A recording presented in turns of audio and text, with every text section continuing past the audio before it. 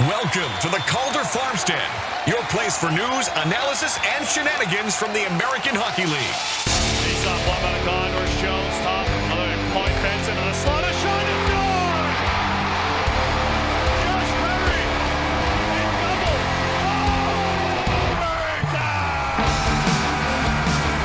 left point long drive, save Kinetic, what a stop by Matisse with the left pad! Oh, there was a scramble in front of the net, and denied was Matt Schichter by a miraculous piece of net binding by Matisse Kinetic. Later from the red line sends it in, Hofer into his net, he stops it, Hofer looking, Hofer firing toward the empty net, he scores!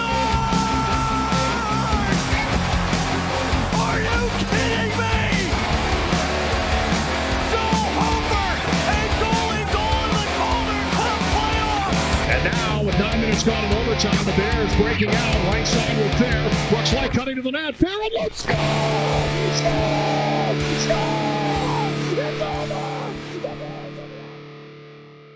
Hello, hello, hello from Laval, Quebec, Canada. And Chicago, Illinois. Welcome to the Calder Farmstead Podcast, episode 124 for January 12th, 2023. If you were hoping for a podcast featuring a walkthrough on installing heated water troughs, we are not going to be much help. This is an American Hockey League podcast. My name is Sean O'Brien from StatsTrack and the AHL's only league-wide analytics guy. And I'm Sarah Avampato from Full Press Hockey and SB Nation's Canes Country. And as always, we thank you for tuning in with us. If you're new to hearing Sarah and I talk about hockey, we're going to talk about the 2023 All-Star rosters, which were released on Wednesday the 11th. We had a different show planned, and then that dropped, and we're like, yeah, we probably should spend the show doing this instead of waiting till All-Star weekend, in which this has already been done by everyone. So let's get in on it while it's hot.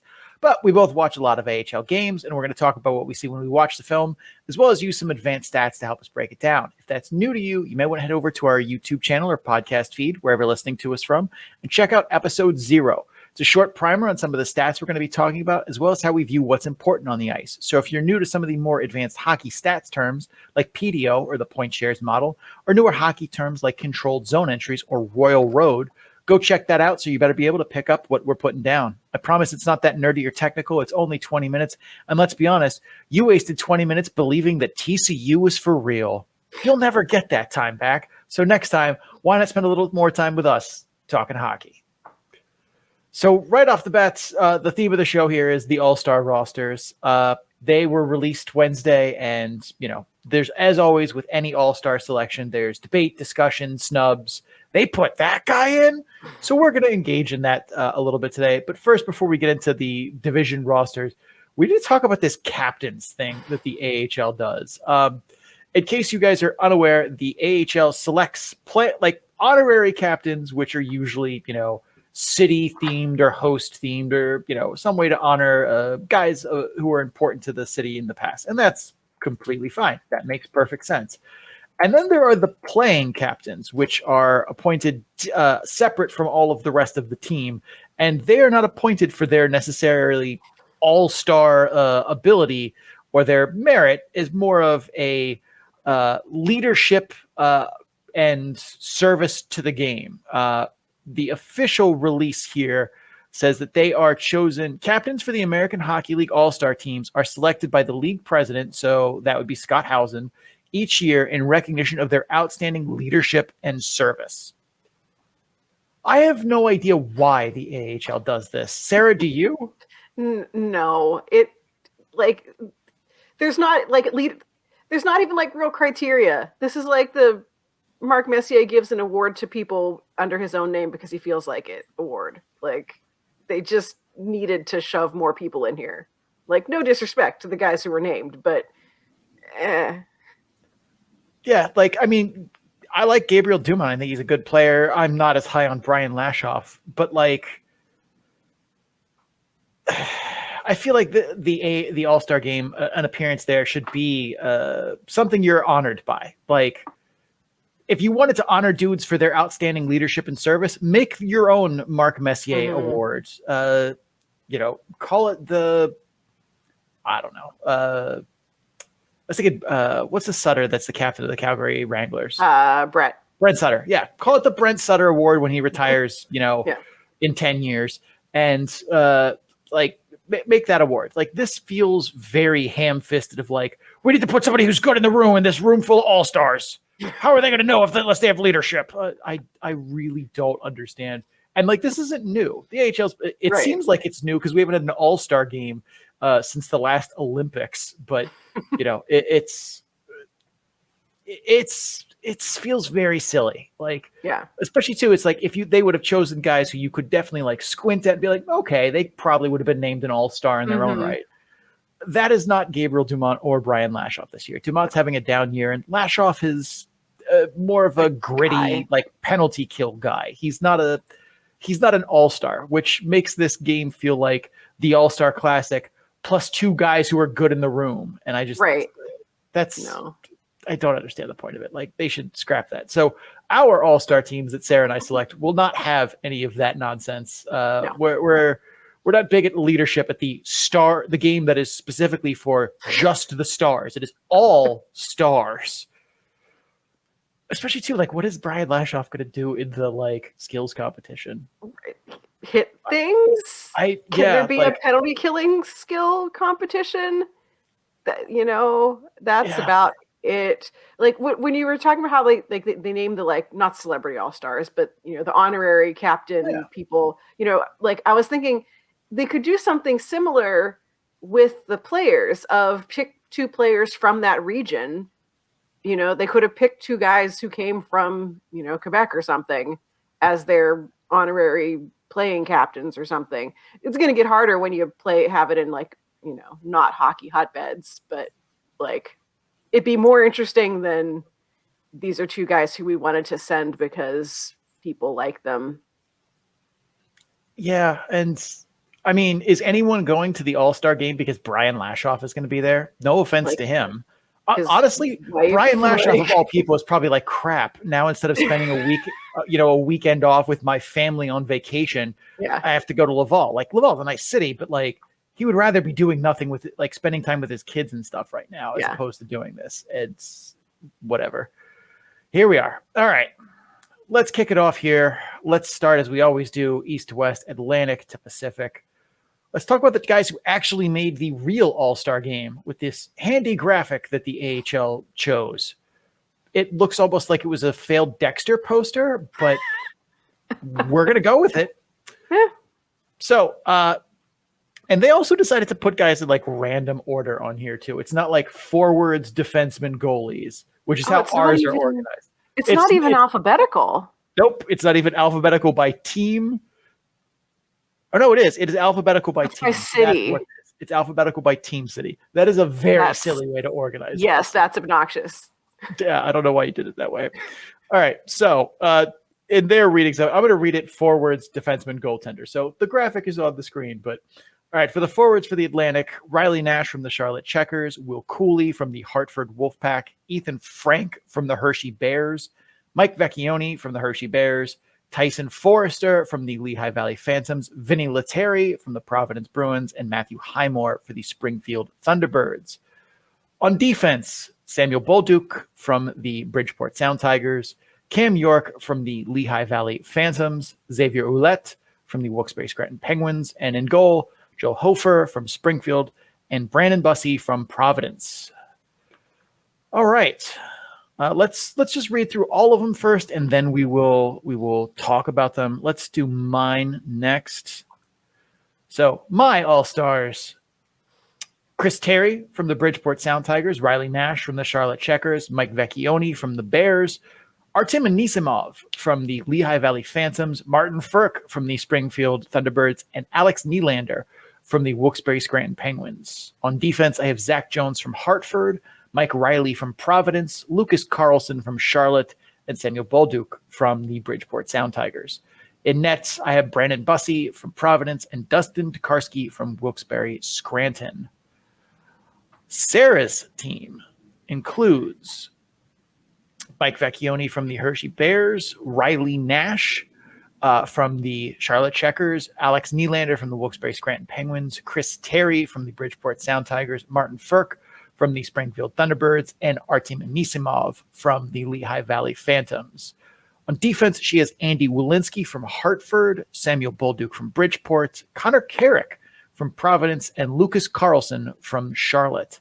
In net, she has Bren Bussey and Zach Fucali. So a good amount of overlap with Sarah and I. Also, the other thing that's weird too that the AHL did for a reason I don't understand is for the rest of the divisions, they named 6 forwards, 4 defensemen, 2 goalies. That makes sense. For the Atlantic, they named 7 forwards, 3 defensemen, and 2 goalies. Okay. I don't know why, but that is what they did. I swear they just couldn't find a 4th defenseman who wanted to go. Like, they had their guy in mind. He said no, and they're like, well, crap. Yeah, there is. That's the only thing I can think of. Like, yeah, that very well could be. Let's talk about some differences, though. Most of our forwards kind of overlap pretty well here. The AHL sent Will Cooley as their Hartford representative. I sent Zach Jones. Sarah, you sent Andy Walensky. I sent Zach Jones, even though he's not leading the team in points for defensemen. He's pretty clearly their best overall performing player right now. And I'm a big fan of Zach Jones. I'm surprised the Rangers don't want to keep him up there, but the Rangers in developing young guys, it's not exactly a peanut butter and jelly situation. It's more like a wine and carpeting kind of situation. So, yeah. But still, I stand by it. Zach Jones, I think, is their best defenseman. Sarah, what was your logic for picking Andy Walensky? So, for ones that just in general, my philosophy towards picking players where there wasn't an immediately obvious choice was, I kind of lean towards the old guy without a cup kind of theory of you've been around forever. Like, let's give you something to do, even though, like you were saying, they probably want to be sitting at home with their kids, but whatever, this is fake. So I go with the old guy without a cup kind of theory. I go with ones that just entertain me. But Andy Walensky kind of falls under that previous category of, he's been around forever. He's the leading scoring defenseman for Hartford. And realistically, looking at Hartford's roster and trying to pick someone was a challenge, because I learned while looking at this that no one on Hartford has more than 19 points in 30 some games. Yeah, and we've talked about how they've been snake bitten as a team, and that's definitely changed in the last, 10 days or so. They've had a pretty good January so far this season. They just beat, was it Charlotte 5-0 the other night in not a fluky, oh, how did that go? They beat the crap out of Charlotte. But yeah, they've definitely struggled to produce on the score sheet a bunch. For me, goaltending was pretty easy. It was Bussy Tokarski. Hofer's a good choice. I think that's fine. But Dustin Tokarski has carried Wilkes-Barre Scranton to relevance. I think if I had, if Tokarski hadn't been such a stalwart of that team, Louis Domingue was a decent choice. He at least got some consideration for me as Hartford's representative, but it was no, Zach Jones actually, I felt belonged the most in terms of who stands out among their peers. And I could not put Bussy and Tokarski. The two of them have just been lights out all year from the Atlantic Division side. The one that I was surprised by that got chosen was Xavier Ouellette. He's quietly had a very productive year so far. Same with Cam York, although I feel both of them have been good. Bolduc's put up numbers, but his defense has still been a little shaky. Mike Riley hasn't played as his body of work isn't big, but he's been amazing in it. That was why I picked him for mine. I don't know. Lucas Carlson, it feels like we all kind of, or you and I at least, agreed on. Yeah. He's had a really good year, but I don't know. Cam York, especially too, giving Lehigh Valley Cam York and Tyson Forrester felt a little aggressive. Although I feel too, for the AHL All-Star game, it seems they tend to lean more towards prospect-y guys, as opposed to I thought Artem Anisimov is clearly the best player in Lehigh Valley right now. Yeah. And that's why I picked him. Don't get me wrong, I love me some Tyson Forrester. I like Cam York a lot, but Artem Anisimov is why that team is moving up in the rankings, is moving up in the standings right now, as opposed to anyone else on the team. Any other like surprising kind of additions, subtractions here? I will say for goaltending. So my third criteria for why I picked a guy is they had to be actively on the roster, and Dustin Tokarski is up in Pittsburgh right now, and so I wanted to pick him, but I had to keep with the same philosophy throughout my whole. There's one exception, and we'll get to it later. But I was like, well, if I told myself I'm committing to only picking guys who are on the active roster right now, I can't pick Dustin Tokarski. So then I needed another goaltender, and I picked Zach Fucale. But that's why he's my omission, and why when we look at some of mine, there might be guys who you're like, why is that person not on yours? And it's because he's in the NHL. Good for him.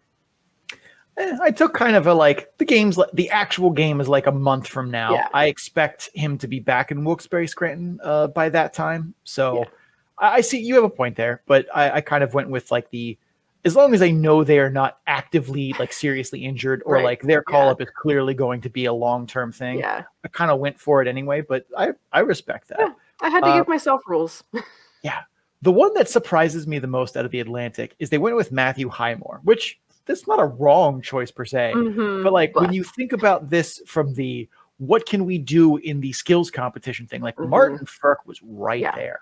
Yeah. Like, and both of them are, like close to each other. It's not like Martin Ferk is having a bad year and Matthew Highmore is blowing it up. Like both are having good years. So why did you deny us another shot at Martin Ferk, 109-mile-an-hour slap shot, hardest shot? Yeah. Yeah. Or that was like the most viral the AHL has ever gone. I don't know why you would like deny yourself the chance to have that happen again. Yeah, not to mention too, like it was once and it felt fluky. Like don't get me wrong, I believe it. Like I believe it went that fast, but it felt like he has a super hard shot, but like 3 miles an hour, was it faster than Zdeno Chara's hardest shot? That one I want to see him do it again. Not to mention too, like it's going to look way cooler in kilometers per hour. I mean, it's going to look like triple the score. So definitely you should have put Martin Ferk in there. Right. I am assuming they're going to do it in kilometers per hour. Like I hope so. Otherwise, like Canadians who are in the audience are going to be like, breaking out their calculator. Like, what is that in real speed? The other, let's see, are there any others that I was kind of just like Vinny Lettieri's fine. I thought there were other forwards that are a little more deserving. Same with Ethan Frank, but I think that's like a reasonable. They made mostly reasonable choices in the Atlantic. Martin Ferk and Joel Hofer aside. Like I don't know. I like Joel Hofer, but that's Tokarski. Or I mean, if you take your perspective of it, then I guess Fucale is fine. Yeah. All right, let's go to the North Division here. The AHL's official North Division All-Stars. For forwards, Igor Sokolov from the Belleville Senators, Anthony Richard for the host Laval Rocket, Brandon Byro from the Rochester Americans, Alex Barré-Boulet from the Syracuse Crunch, Gabriel Dumont as the captain named for leadership and service from the Syracuse Crunch, Logan Shaw from the Toronto Marlies, David Juracek from the Cleveland Monsters, Justin Barron from the host Laval Rocket, Darren Radish from the Syracuse Crunch, and Noel Hoffenmeyer from the Toronto Marlies on D. In net, Joseph Wall and Nico Dawes from the official AHL graphic that is poorly organized over here. My All-Stars went a lot of a carryover. I also had Anthony Richard, Brandon Byro. I had Alex Barré-Boulet, which they did as well. I had Logan Shaw, which is another copy. I had Igor Sokolov, also a copy. So we're agreeing a lot here. And then I went Trey Fix-Wolansky from the Cleveland Monsters. That was a surprising snub for me. Darren Radish from Syracuse, David Juracek from Cleveland, Noel Hoffenmeyer from Toronto. And then I went Shimon Nemec from Utica. In net, I have Mad Sogard from Belleville and Nico Dawes from Utica. Sarah, on your All-Star roster, you went with Semyon Dargachintsev, from Toronto, Graham Clark from Utica, Brandon Byro from Rochester, Angus Crookshank from Belleville, Tony Rick from the host Laval Rockets, and Alex Barry-Boulet from Syracuse. You had Darren Radish from Syracuse, David Jurisic from Cleveland, Noel Hoffenmeyer from Toronto, and Trevor Carrick from Syracuse. In net, you have Nico Dawes from Utica and Malcolm Subban from Rochester. All right, Sarah, right away, Trevor Carrick. Was this the old guy without a cup? Yes. Kind of? Yes. Also, it entertained me. And also, my plan was I forgot that Sam Carrick isn't in the AHL. I think he's up with the Ducks right now, or whatever team he plays with, because I wanted to get the brothers, but the plan failed me and I wasn't able to do it. And then I was like, fine, we're going to leave him. But yeah, kind of the been around forever, kind of a stalwart of the league. And I needed a body. So that was my body. That's fair. No love for Shimon Nemec from Sarah. I gotta make some controversial hot take picks. Yeah, I will say the controversial hot take pick that the AHL made was Joseph Woll. Like, that dude has played 8 games. He doesn't even show up as a qualified goaltender on the AHL stats page. And don't get me wrong, he's been great in 8 games, but it's still 8 games. That is not a big enough body of work for me for you to merit consideration here. Yeah. And I had wanted to pick him for my other goalie. And then I looked and I was like, you haven't been here. Yeah. So, I couldn't justify 8 games. That could be anything. Yeah. It's not like he has a giant body of work. We'd be like, well, but we know this is who he is. If Troy Grosnick had the same exact season so far, I'd feel a little more justified. But Joseph Woll does not have that. And going on 8 games, that's certainly a choice. Yeah. The other one too is Justin Barron, which I suppose, Laval's the host. You want to try and cram as many dudes as you can in there. And Barron's had a reasonably okay season, and he's definitely a big prospect for the Rocket. And the Rocket have not been good this year. So, picking easy winners from them, it was challenging.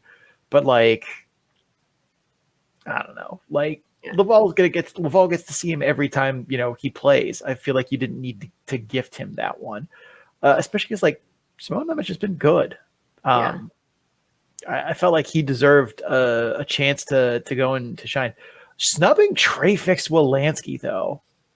I mean, I guess because you have to shoehorn Gabriel Dumont in there.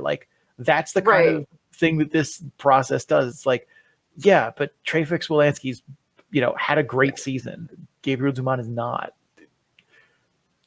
Could we not have just made Darren Radish the honorary captain guy and everyone would have been happy then? The other thing leadership. Oh yeah, leadership. The other thing too that was actually hard is once you took Joseph Woll out of this, finding goaltenders in the North is challenging. Yes.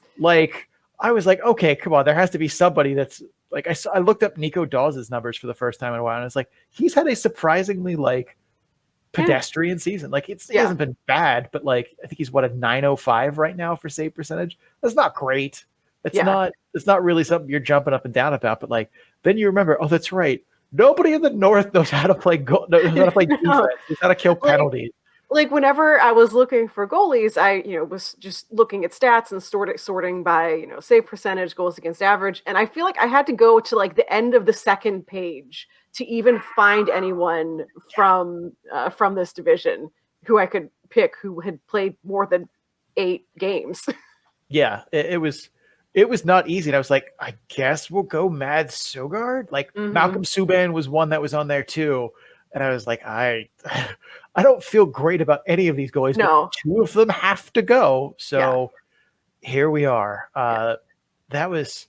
It is funny that an entire division just has no goalies. Nothing. None. You'd have thought one just by default would have to have had a decent performance, but nope. None of them really rise to that level. It's a little sad in some aspects, but it is amazing how much the North pretty much sorts itself out. Hoffenmeyer, Jurisic, and Radish was an obvious one. Byros is probably had the best season on Rochester, so he felt like an easy pick for their representative. Anthony Richard, the same. Sokolov, easy one too. Like, he's had a good season. Like, Jake Lucchini's had a good season too, but like Sokolov's near point per game. Lucchini's a little bit under that, so like he was a clear cut representative for them. Barré-Boulet was one that I kind of like waxed and waned for, but it was like, well, then who else am I going to, who has had a better season that I'm going to put in? Yeah. Like, well, I've covered all of my representative bases. So now it's just best at large pick. Yeah. And I felt like he clearly deserved that. No Trey Fix-Wolanski for you either. You went Angus Crookshank. He wasn't listed as active on the AHL's page. I went with Angus Crookshank because that is a really cool name. That was literally my criteria. But no, Trey Fix-Wolanski, had I not given myself the rule of must appear as active on the AHL's website, would have been my pick. But did he get called up again? The AHL's website is just lying, which is also possible because it's sometimes not right. But given the fact that everyone on the Blue Jackets is some varying stage of dead, I would be shocked if he wasn't up there again. That's fair. Crookshank's at least, geez. I mean, plus minus is nonsense, but he's a minus 22. Well, it's, hard times out there. Someone's got to do it. I think he's still recovering from that knee a little bit. Like, I don't know if you remember this. He tore like I want to say ACL in his knee at in training camp last year. And it seems like he's still working his way back from that a little bit, but he's a very slippery player. I like him a lot. Let's see who else. You went with Simeon Dargachintsev too. That was, not a bad choice. Yeah, I think doing the puck relay. Yes, that's what I was thinking of, is putting him in one of the fancy shooting, fancy stick handling, do something cool things in the fancy games part of the All-Star game, the skills competition. That's the word for it. I thought could provide for some fun options. He doesn't have to play like defense or anything there. He can just do something cool. Yeah, that's true. It's an All-Star game. No one's going to play defense. No. But except I guess maybe Brian Lashoff, but it'd be like, hey guys, come on. If they do like one of those relay challenges where they have to go through like the obstacle course, I think he would be a good pick for that, especially when they do like the mini net passing thing. Yeah. Like that's an SDA kind of event. So I could see that. It was hard for me though, because I'm just like, but Logan Shaw has really done a lot. Like that was the hard one for me. But I can at least live with that choice. That's a good one. Yeah, if Anthony Richard,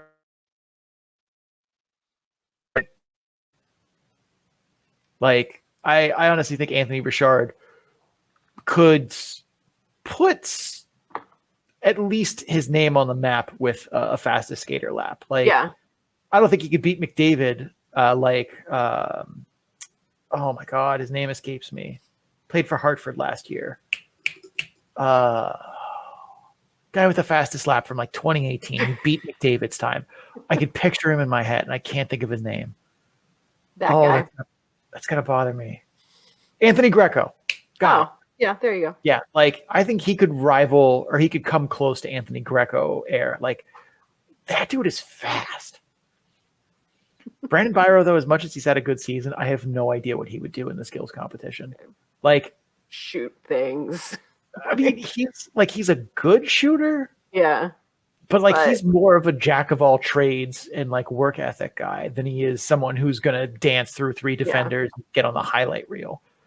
So he's definitely had the best season from Rochester so far. I think it was either him or Ethan Pro, and Ethan Pro's been fine. And there were too many defensemen in this division that I felt like he did not merit it. But yeah, Brandon Byro is a tough one for what he would do in the middle of in the skills competition. All right. I think that's a good time to call a break here. We're almost at the 30-minute mark. So Let's take a break here. After the break, we will get to our Central and Pacific Division All-Stars. If you're just here for the Eastern Division Eastern Division's All-Star team, this is your jumping off point. Thank you for stopping by. Don't forget to subscribe wherever you're listening to us from so you get episodes in a timely fashion. That's kind of important. Is if you catch this in March, it's really not going to be very meaningful. Also, check us out on social media. We have some fun there. We post some memes. Every once in a while, we have a contest or two. So links to our social media and more can be found at our Linktree page at linktr.ee/the Calder Farmstead.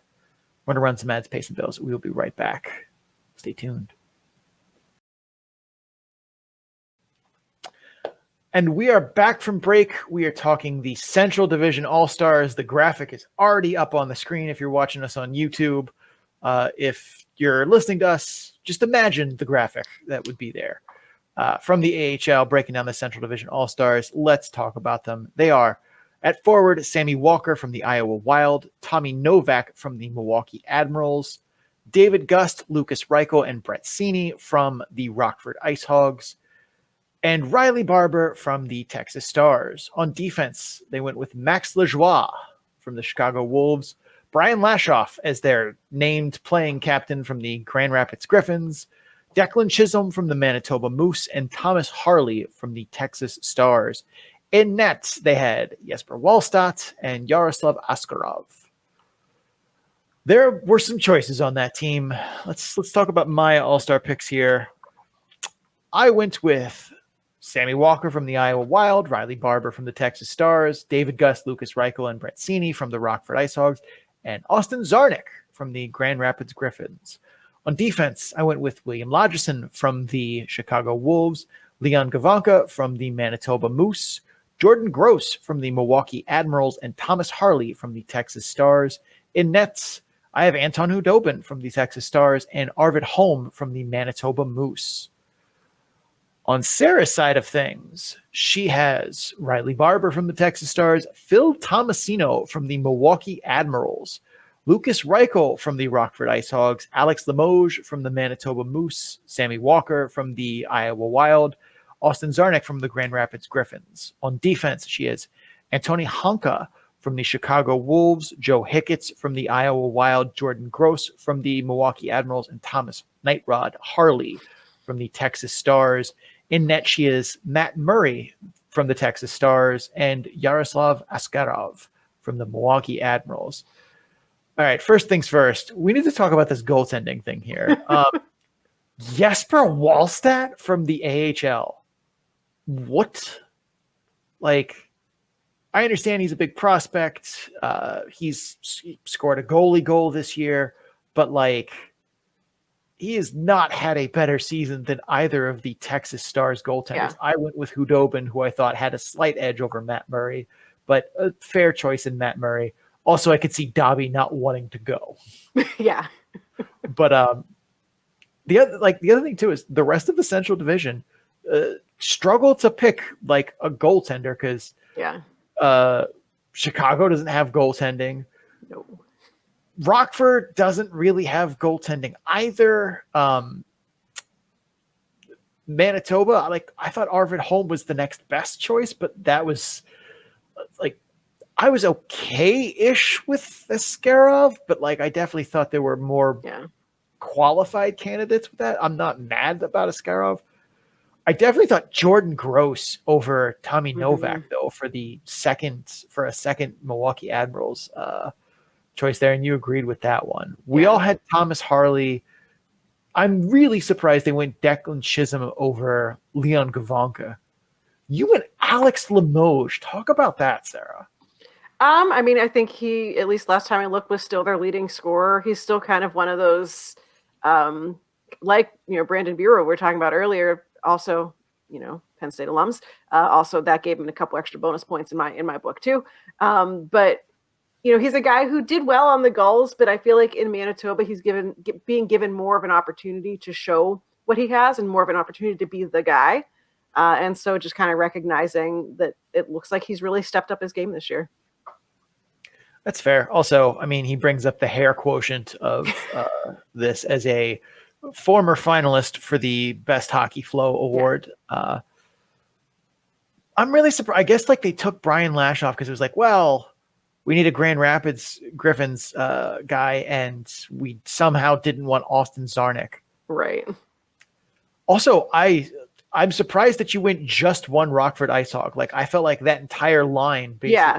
Like, how did you decide that it was Reichel over Cini and Gust? Well, first off, I realized I broke my own rule because Lucas Reichel's up in the NHL right now, so we're just gonna pretend that I didn't screw that up. I probably would have went for David Gust otherwise. That's just the way it shook out. I kind of went through my plan was I went through the standings, picked a guy from each team, and then circled back to the top of the standings to pick more guys, and I just ran out of spots. Yeah. I mean, Tomasino, I feel like is a good choice. He at least would be an entertaining one, especially for like some shootout moves or some of the like obstacle course relay races that we'll see at the All-Star game. I just felt like, I mean, that Gust Reichel Cini line has just been such magic for Rockford this year that I couldn't not put them in. Yeah. Sammy Walker, unanimous choice. Riley Barber, unanimous choice. Like, if Sammy Walker wasn't the representative from Iowa, I really had no idea what they were doing. Right. We went with Joe Hicketts, though, as a second choice from Iowa.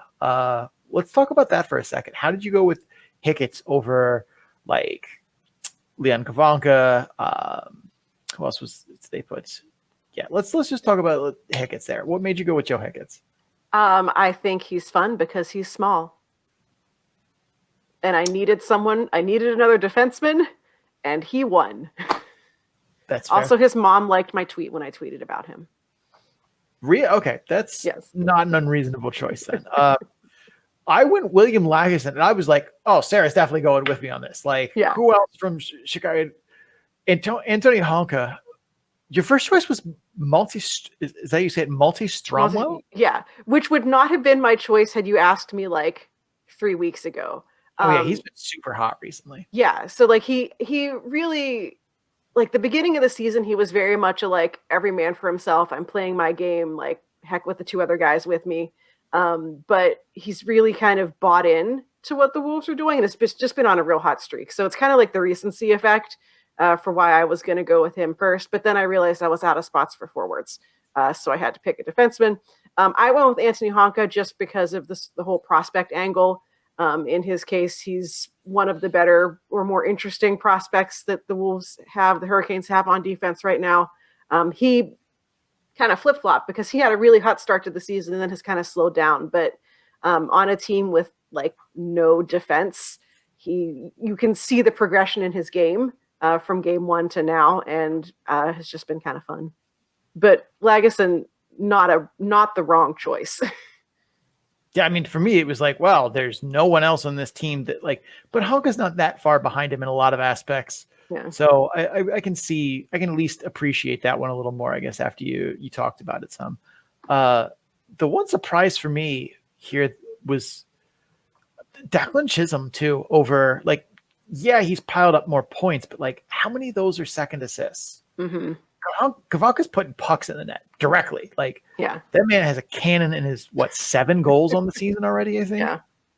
Let me check that real quick. I just saw it a minute ago. I was pretty sure he had 7 goals. Yeah, 7 goals, 8 assists, 15 points on the season. Like, that's not quite the same as the 3 goals, 20 assists, but like, how many of those are secondary? That's right. I don't have an answer right now. Pick 224 doesn't have those updated, and I didn't dive into every box sheet from 31 games to figure out how many they are myself. But like, I'm a bigger Leon Kavanka guy, especially because Vinny Heinola has not put in the time this year for body of work reasons, which super happy for. Right. At least getting NHL paychecks. That's one step closer to hitting on my bingo card of getting traded.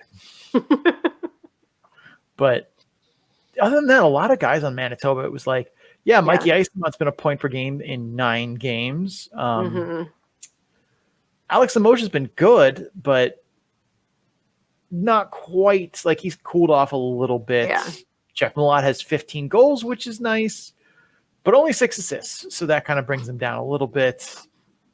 It's because Manitoba has always been like a team by committee.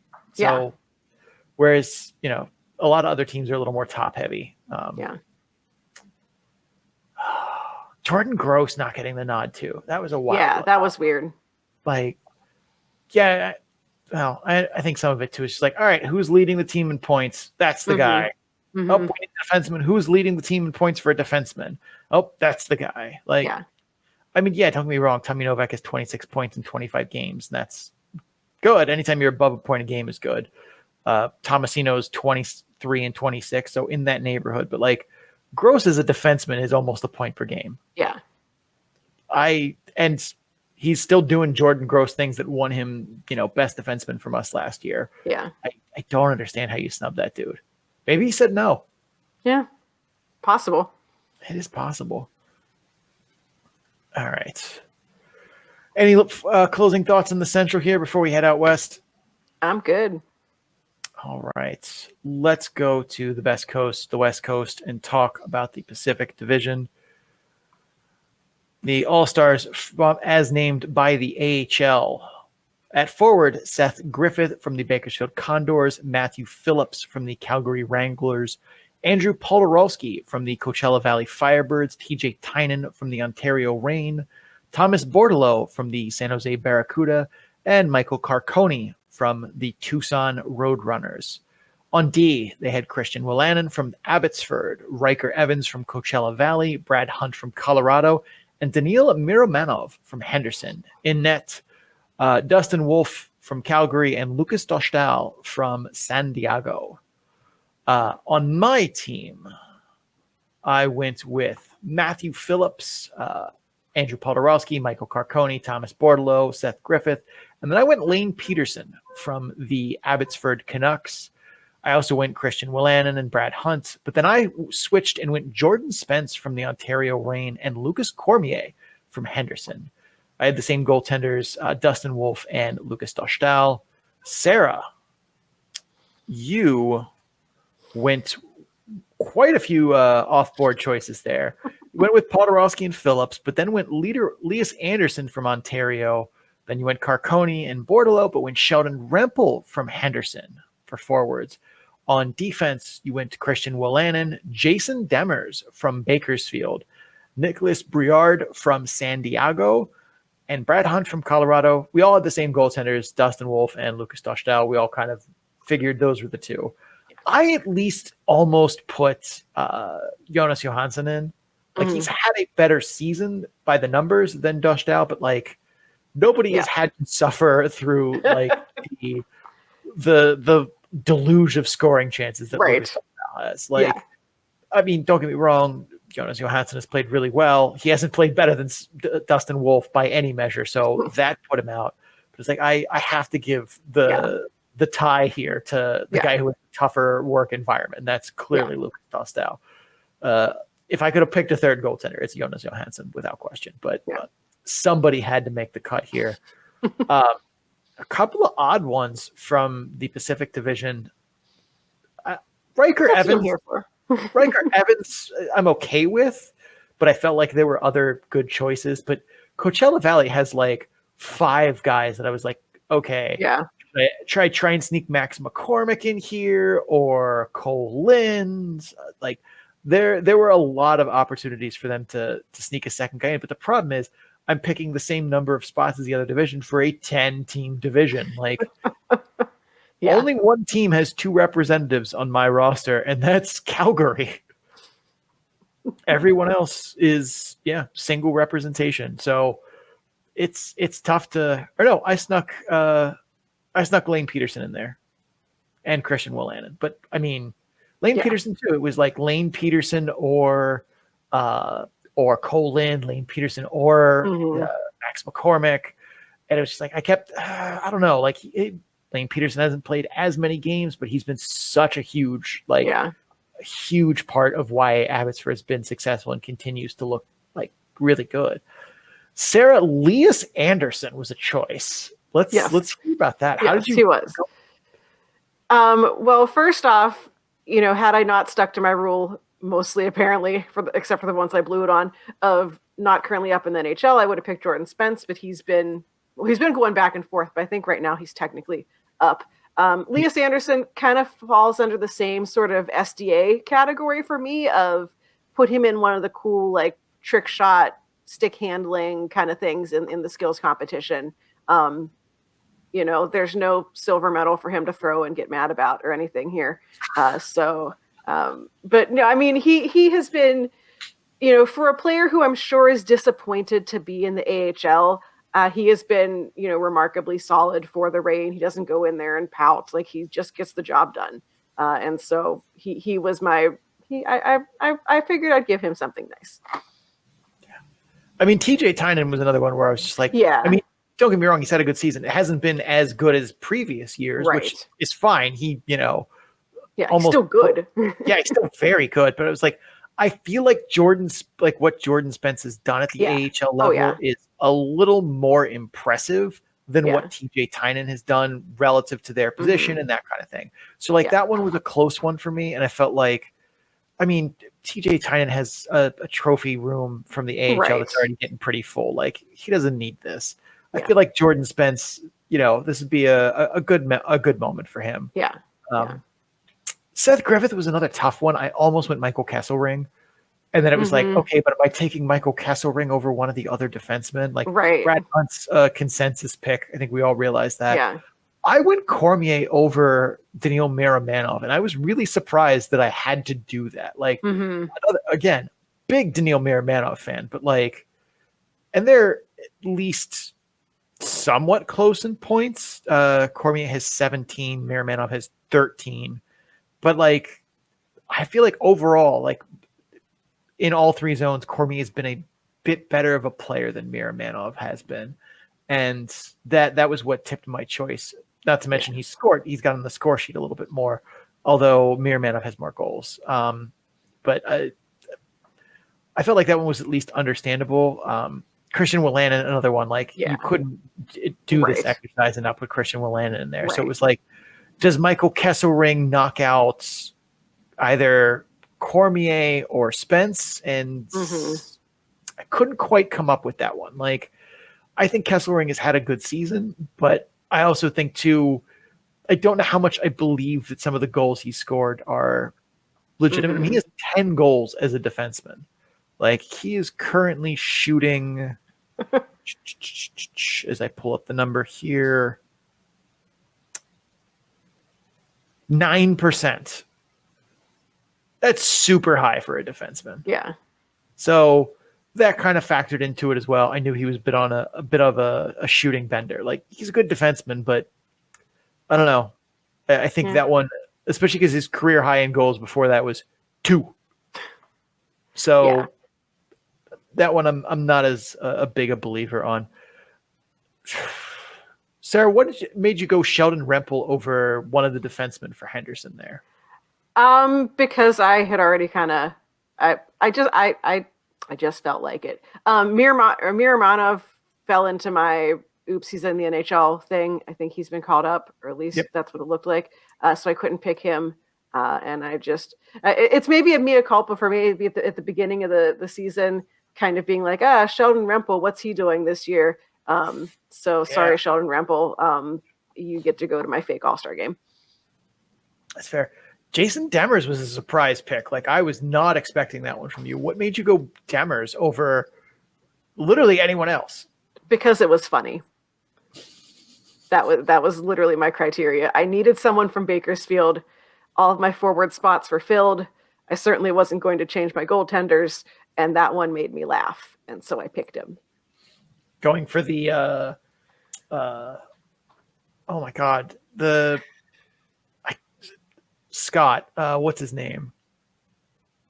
From the NHL All-Star game, that like the goon. Oh, yes. Yeah, I just want to be entertained.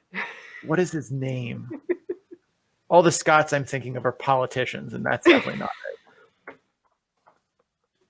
John Scott. There it is. Oh, yeah. Similar vibe of I'm just entertained by this. Okay, I can live with that. Yeah. Even you wrote in your notes here, Nicholas Briard, no, the Gulls do not deserve to send 2 to the All-Star game. Yeah. That one, like, it kind of hurt me because I was like, what? I don't want to reward the Gulls for being so bad. But Briard has been like one of the only like entertaining players to watch on that really bad team.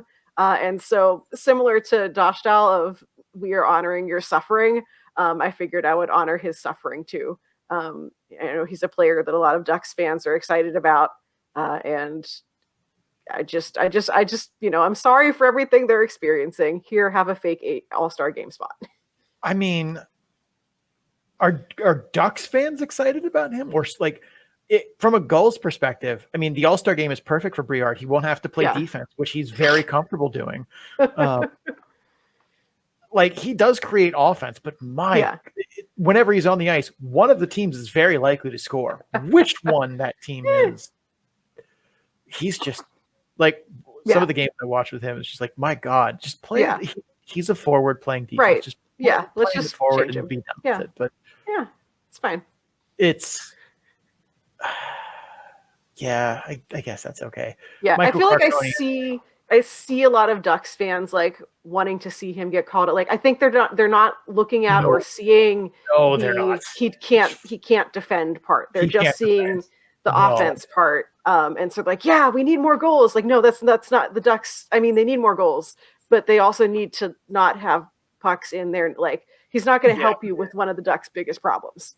No, he's really not. Like, he is not an NHL player in the future. Or if he is, it's not a situation in which he should be an NHL player in the future. Some unanimous choices here. I mean, Phillips and Podorowski were obvious ones. Carconi. Who else is going from Tucson? Right. Not just like Michael Carconi is the leading scorer in the league still. Mm-hmm. He definitely deserves to go, but like if you weren't going to send Michael Carconi, who from Tucson is going? Thomas Bordeleau was another one too, where it's like I almost went with Agazino, and then I was like, it's fine, send Bordeleau. Like, but that's another team too that it was like somebody from this team has to go to this game. Mm-hmm. Sure. Yeah, why not? Carconi, I was glad because he had been up in the NHL and scored an NHL goal from Carconi Island. I was excited to see that. But I was glad he had been reassigned because if he hadn't, I wouldn't have been able to pick him according to my own arbitrary rules. And looking at their roster, I was like, welp. Yeah, Fortunately for me, he'd been reassigned. Yeah, let's see who else is even on the Tucson roster. Because off the top of my head, like I can't think of anyone who's like really having a good season over there. Prosvetov was started out really strong, and then his John Sebastian Days had an okay season. Laurent Dauphin's close to a point per game, so like that's at least if someone else has to go. Jesus, he has 46 points in 29 games. That's so insane. Yeah. But yeah, and they're all the same goal.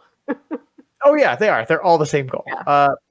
Laurent Dauphin was probably the next best choice, and he's at least like he's in the neighborhood of being worthy. So like if you didn't have to send Carconi, it's definitely Dauphin. But yeah, other than that, it was rough.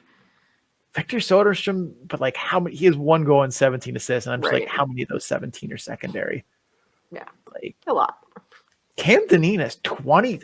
I really want to see some, like, I really wish they would break out secondary assists as its own category. That would be so much easier because then I could just see that Cam Dineen has like 15 second assists and it would make this so much easier for me. Yeah. But, nope. All right. Anybody else that is worth discussion here? I really like, I don't know. Lane Peterson was like the last minute one. And it was like between him and a bunch of Coachella Valley guys, more Calgary Wranglers, like, and I just by a millimeter decided that Lane Peterson was my guy over that. But like, there are plenty of guys on Calgary who probably should get the spot in this. If we didn't have to do every team gets a representative, this surprisingly doesn't look that different. Like Bordeleau doesn't go.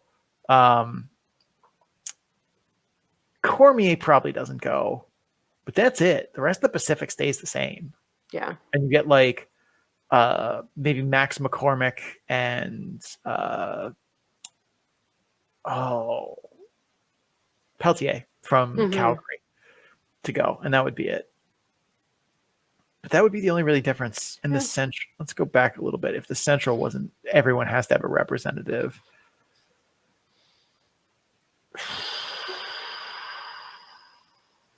I mean, yours would probably look the same. There's no one who got there because that team, well, Manitoba would probably, I still probably pick Leon Gavanki though, but you definitely don't take Limoges.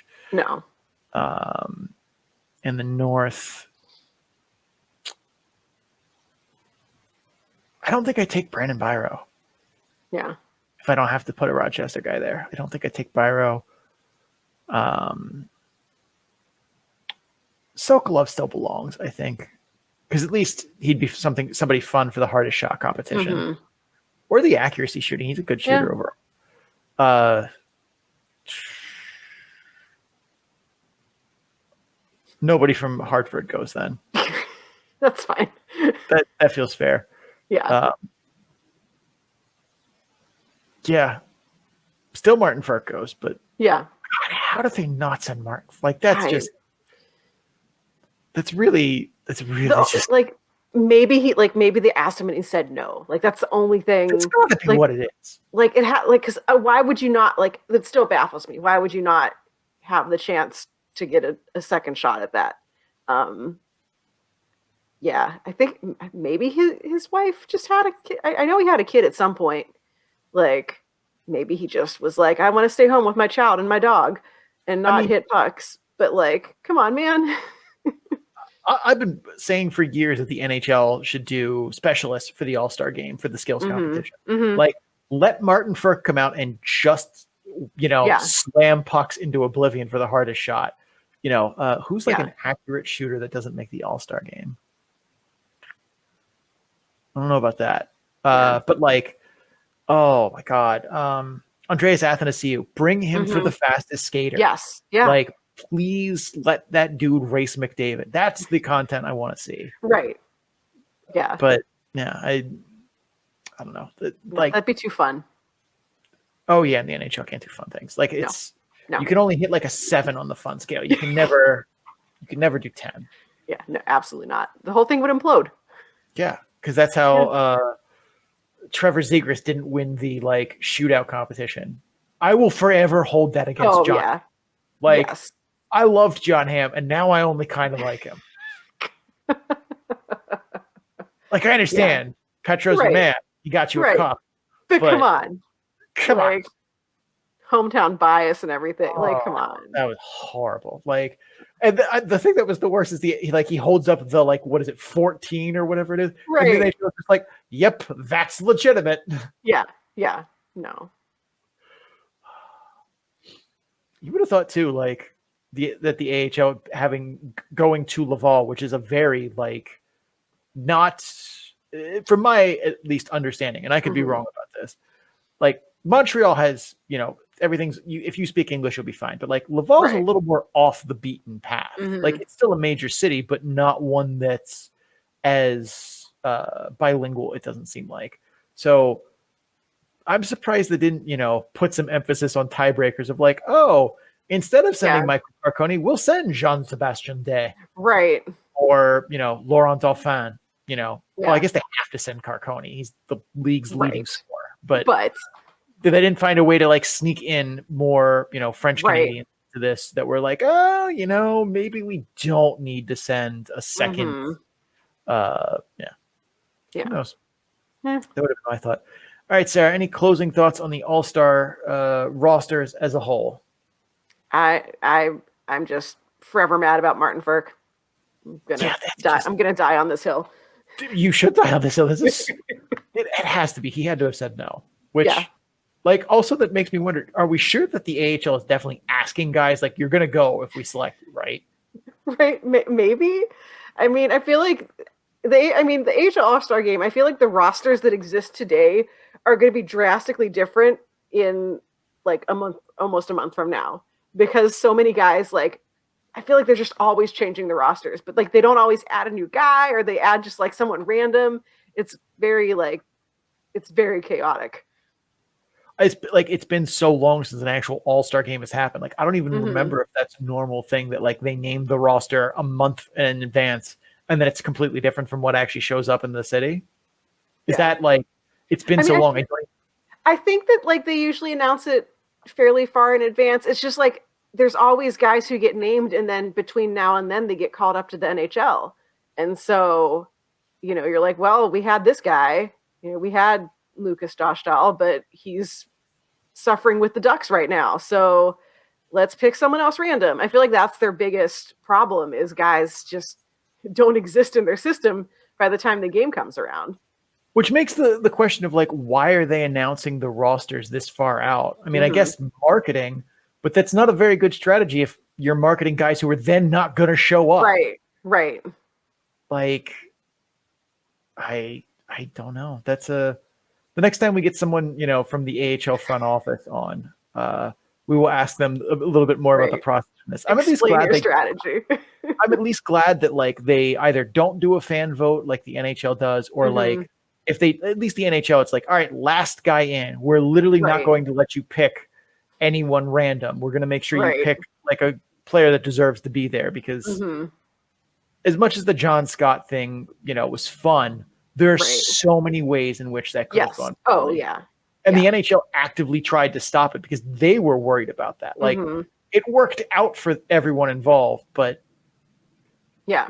and they put like, because they're doing the fan vote thing again this year, and they're doing it so you can kind of vote for anyone on the roster, but they have put so many like stipulations on what qualifies someone, and if you vote for someone now but they get sent out, like, then they're not going to count. Like, there's so many rules. I'm like, you have just like rules lawyered the All-Star game, and you've taken the fun out of the fan vote, but I know why you had to do it, because you don't want John Scott 2.0.